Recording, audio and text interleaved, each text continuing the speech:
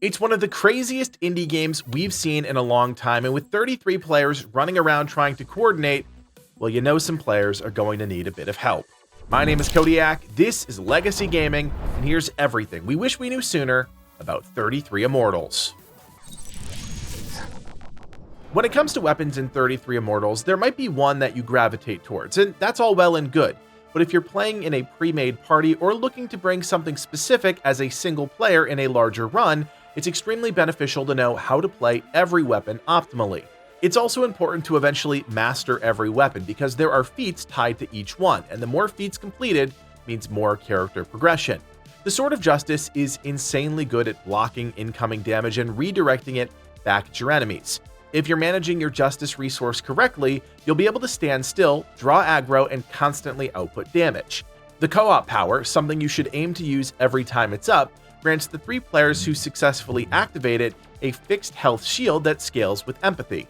This straight up keeps players alive, and if you have enough sword users in a session, using this ability often, you can keep the entire session relatively safe from harm.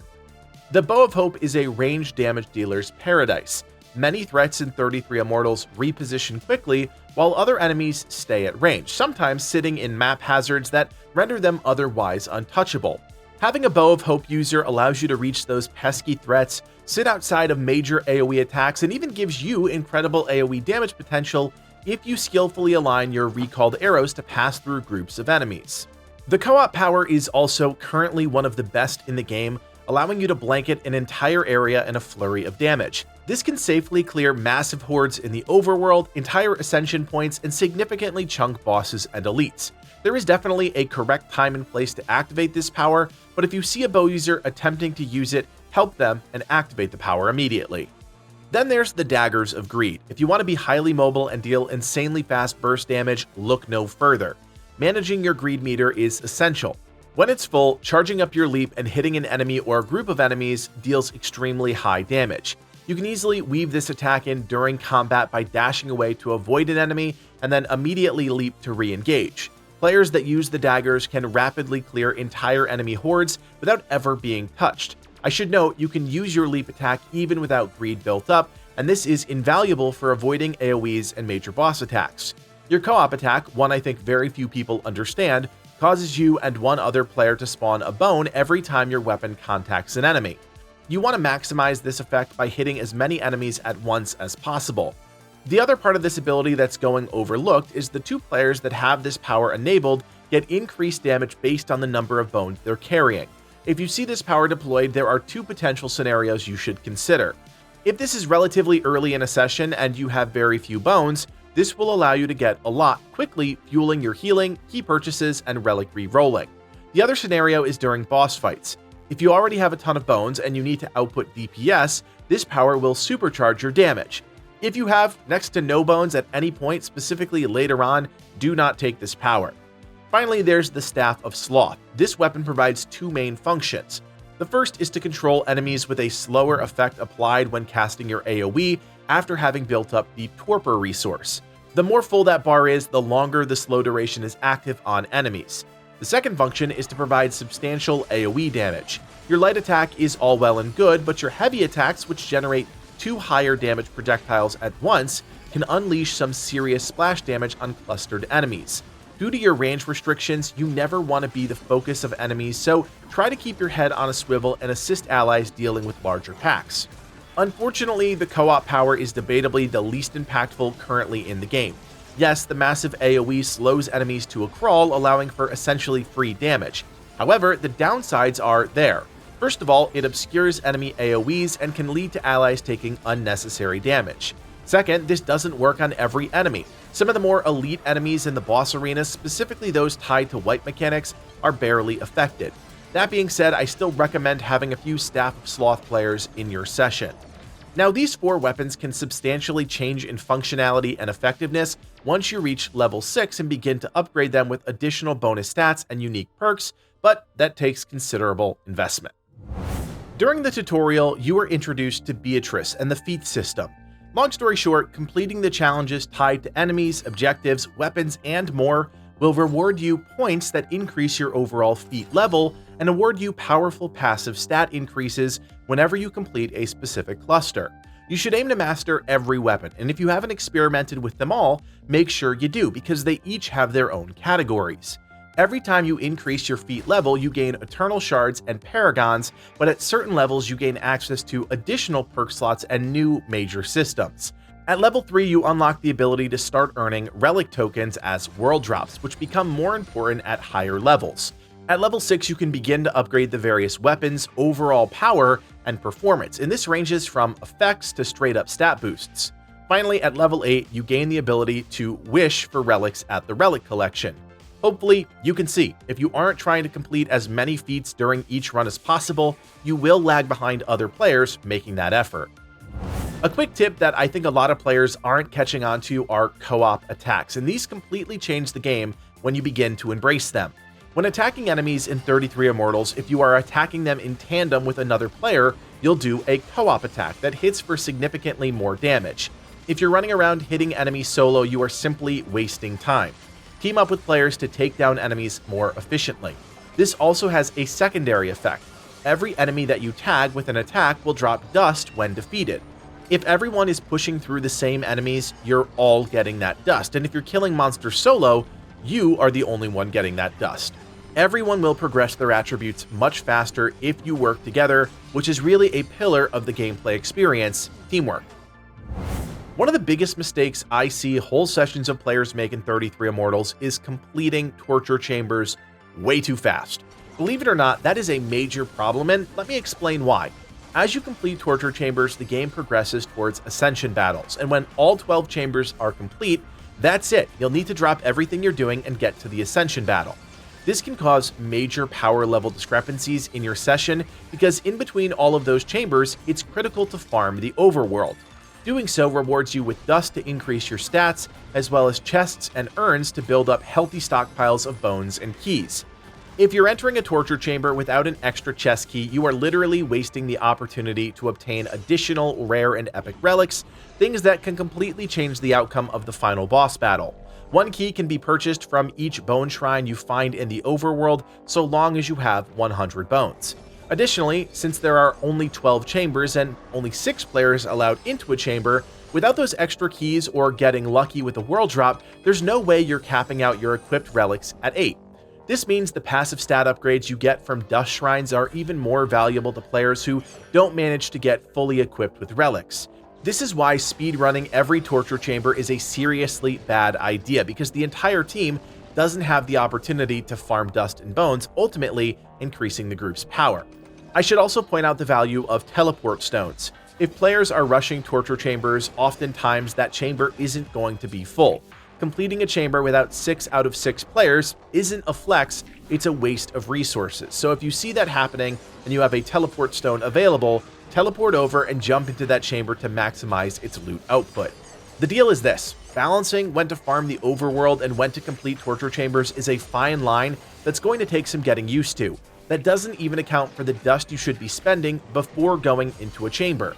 If you enter into a chamber and have your meter full at the beginning, you are completely wasting time and resources that could have been used more efficiently. Healing is an essential aspect of 33 Immortals that every player needs to understand, not only to ensure their survival, but the survival of the group. Bone shrines exist outside of every torture chamber, even ones that aren't active. Each bone shrine has a single purchasable heal charge per player. The player who purchases it receives a 25% heal, while surrounding players receive a 10% heal. A good practice is to wait at the bone shrine before and after completing a torture chamber. You should obviously never enter a chamber with low health, that's just asking to die, and if you're missing a significant amount of health, you'll need to come to terms with the fact that you're going to need to purchase a heal to get even remotely close to full. Of course, you can only do that if you have the bones. If you're only missing a tiny amount of health but could benefit from a small heal, we like to wiggle near the shrine so other players know we're actively waiting for a heal without wanting to waste our own resources. Conversely, if you're going to spend the bones to activate a heal, stand right up close to it and wait. That shows other players you're willing to spend the bones to heal and signal them that they should get close. Remember, these shrines exist outside of every chamber, so make note of their position and be ready to hit maybe 2 or 3 before an Ascension battle for an instant top-off. Rerolling relics is an important part of the 33 Immortals experience, and relics overall are essential for your success. They provide the biggest impact to your character, both in terms of stats and additional effects. For instance, the celestial green feather allows half of your empathy stat to also count towards your attack. For weapons like the Sword of Justice, where high empathy gives your allies beefier shields, having this relic allows you to swing for massive amounts of damage. Another relic, the Sacrosanct Vernicle, enables your light attacks to inflict exposed on enemies, causing them to take more damage from all attacks, including your ally attacks. If you've been diligently farming bones, then the first few rerolls on each relic should be a drop in the bucket, but keep in mind those costs double each time you reroll. Each of the 3 maps currently in the game have their fair share of secret events that can spawn, but you'll only catch them if you know what to look for. Near inactive torture chambers, keep an eye out for a faint 6 sigil pattern. Getting 6 other players to help activate this opens a secret, much harder torture chamber that, upon completion, will award everyone in the session a legendary relic. This is the same reward tier as an Ascension battle, so it's a big deal. These same ancient sigils can also sometimes be found in a 3 pattern around the overworld. Standing on these will usually result in a positive outcome like a tsunami of bones and eternal shards dropping, but sometimes the tables will turn and a ton of enemies will spawn. Either way, it's worth the gamble. You can also randomly find small scurrying bone goblins. As soon as they see you, they will immediately try and escape. Your group should chase them down, chain staggers, and attack them until they pop, granting everyone loot. Finally, there are buff altars. These require you to defeat everything protecting them before stepping onto the co-op circle, unlocking the buff. This can range from supercharging your damage to making you invulnerable for a period of time. So if you're going to spend the time unlocking these, use them while farming the overworld. Here's something I bet you didn't know. There are 3 Ascension battles in each Inferno session, and while it's recommended to have 11 players to complete them, you can definitely get by with just 6, depending on the overall skill of the group. For each Ascension battle that gets completed before the Holy Fire swallows the map, will grant everyone, yes, everyone, a legendary relic. These can absolutely change the outcome of the final boss fight. We've even seen a relic that fully restores the health and shattered malice of all players upon reaching that final boss. That's huge, and the fact that you can have 3 relics of that tier is insane. We often see a massive cluster of players at one Ascension location, with 1 to 2 stragglers at the others. Those stragglers, well, they're dead, plain and simple, while the absolute cluster of players will clear their battle and start the timer for the world to be consumed by fire. What players should be doing is equally splitting into smaller teams between the 3 Ascension battle locations, and the 3 groups should start the event at roughly the same time to give everyone equal time to complete them. Doing so will save lives, make everyone stronger, and give you the best shot at completing a run. Now it's time to level with you all. Based on what we've seen thus far battling Lucifer, I can't tell if most players are blind or just insanely tunnel vision. Every single end boss in this game has multiple different party wipe mechanics. For those of you that don't play MMOs, that means if your party doesn't successfully complete a mechanic, it's 100% going to kill you. When a gray bar featuring a named attack appears, it'll slowly begin to fill with white, which means there's something everyone in the session needs to divert their attention to. Stop killing ads, stop attacking the boss, and look for the mechanic that a few players are desperately trying to complete before you all die. There's actually a button you can press to zoom out on the battlefield during these boss fights, and if you aren't doing so, you'll likely miss the cues you need to know about to avoid those major attacks. 99% of our runs have ended because people simply aren't paying attention, and the sad thing is, everyone has access to 3 radial menus, telling allies you need help, which way to move, and much more. For instance, Lucifer has 3 mechanics that can appear right away. One features manacles that spawn on each of his arms, and if you don't break them in time, won't provide a safe spot on the side of the maps for his attacks that will wipe you. In another instance, he'll spawn 3 blue-tinted elites. Killing each one provides a safe spot on the map during his 3 follow-up attacks. Lastly, he'll drop a ton of crystal tiers over 2 waves. These are a straight-up DPS check. You can't leave a single one alive when that meter fills up, or it's a wipe. Every boss in the game has multiple attacks like this, and if you're turning your brain off during these fights and ignoring vital mechanics, you're just wasting time for you and everyone else currently in the run. So there you have it, everything we wish we knew sooner about 33 Immortals. If you've checked out this game and you want to share your favorite tip or trick, leave us a comment down below, and don't forget to like the video and subscribe for more. My name is Kodiak, and from everyone here at Legacy Gaming, thanks for watching, and play on.